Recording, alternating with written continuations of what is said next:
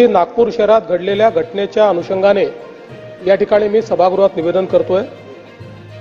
काल दिनांक 17 मार्च 2025 रोजी सकाळी 11:30 वाजता नागपुरातील महाल परिसरात विश्व हिंदू परिषद व बजरंग दलाच्या कार्यकर्त्यांनी औरंगजेबाची कबर हटाव असे नारे देत आंदोलन केले। हे आंदोलन करताना त्यांनी गवताच्या पेंड्या असलेली प्रतिकात्मक कबर त्या ठिकाणी जाळली। यानंतर गणेशपेठ पोलिसांनी आंदोलकांवर अपराध क्रमांक 114/2025 नुसार भारतीय न्याय संहिता 299 37(1) व 3 सह 135 महाराष्ट्र पोलीस कायदा अन्वये गुन्हा दाखल केला। दुपारी 3:09 हा गुन्हा दाखल झाला। यानंतर सायंकाळी एक अफवा अशी पसरवली गेली की सकाळच्या आंदोलनात जी प्रतिकात्मक कबर जाळली त्याच्या कापडावर धार्मिक मजकूर होता। अत्तरोळ मधील नमाज आटोपून 200 ते 250 चा जमाव हा त्या ठिकाणी तयार झाला आणि नारे देऊ लागला। याच लोकांनी आग लावून टाकू असे हिंसक बोलणे प्रारंभ केल्याने पोलिसांनी त्या ठिकाणी बळाचा वापर केला। यापूर्वी बजरंग दलाच्या कार्यकर्त्यांविरुद्ध तक्रार द्यायची आहे अशी मागणी करण्यात आल्याने त्यांना गणेशपेठ पोलीस ठाण्यामध्ये आमंत्रित करण्यात आलं। त्यांची तक्रार ऐकून घेण्यात आली।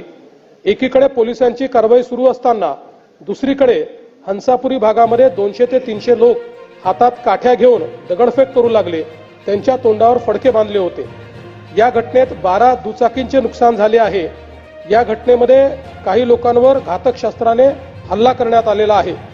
तिसरी घटना भालदारपुरा भागात सायंकाळी 7:30 वाजता झाली। 80 ते 100 लोकांचा जमाव तिथे होता। तिथे त्यांनी पोलिसांवर हल्ला केला, त्यामुळे अश्रुधूर व सौम्य बळाचा वापर करावा लागला। या घटनेत एक क्रेन, 2 जेसीबी व काही 4 चाकी वाहने ही जाळण्यात आली।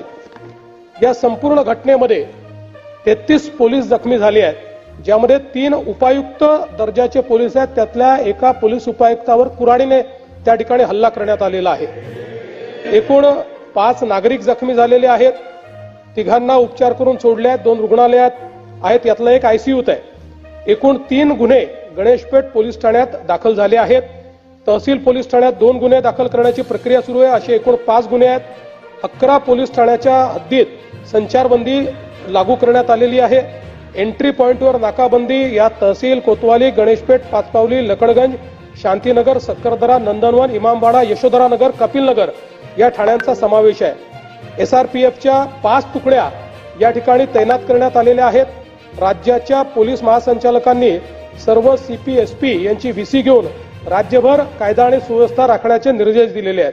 अध्यक्ष महोदय, एकूणच याच्यामध्ये जर आपण बघितलं तर सकाळची एक घटना घडल्यानंतर मध्यंतरीच्या काळामध्ये पूर्णपणे शांतता होती, पण त्यानंतर मात्र संध्याकाळी काही लोकांनी जाणीवपूर्वक अशा प्रकारचा हल्ला केल्याचं या ठिकाणी लक्षात येत आहे। याचं कारण जवळपास एक ट्रॉली भरून त्या ठिकाणी दगड मिळालेले आहेत आणि काही लोकांनी जमा करून ठेवलेले दगड, वरती जमा करून ठेवलेले दगड हे आपल्याला पाहायला मिळाले।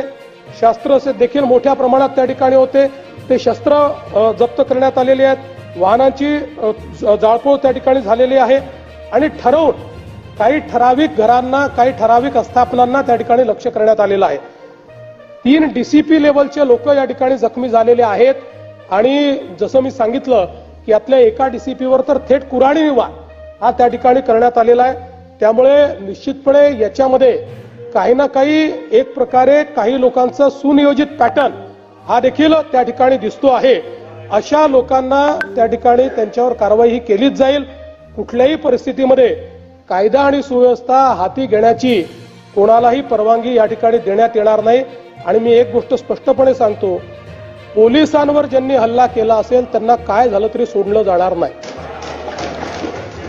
पोलिसांवरचा हल्ला सहन केला जाणार नाही।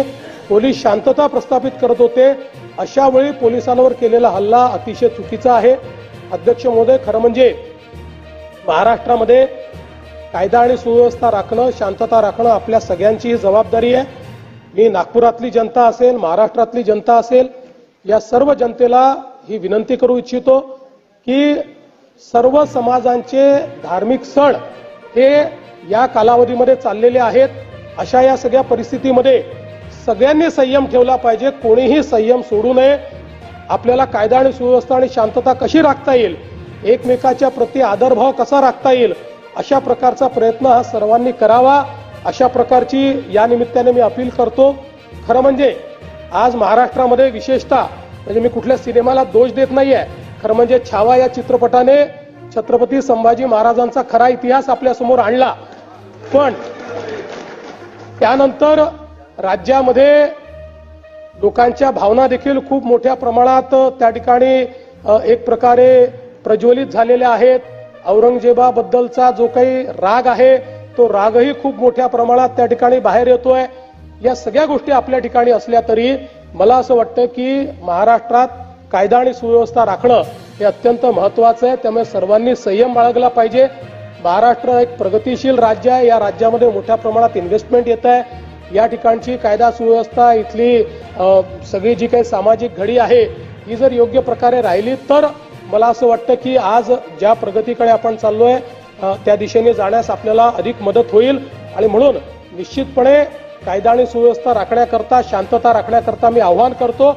आणि त्यासोबत ही देखील चेतावणी देतो की कोणीही या ठिकाणी जर दंगा करण्याचा प्रयत्न केला, त्याचा जात धर्म न पाहता त्याच्यावर कारवाई केली जाईल.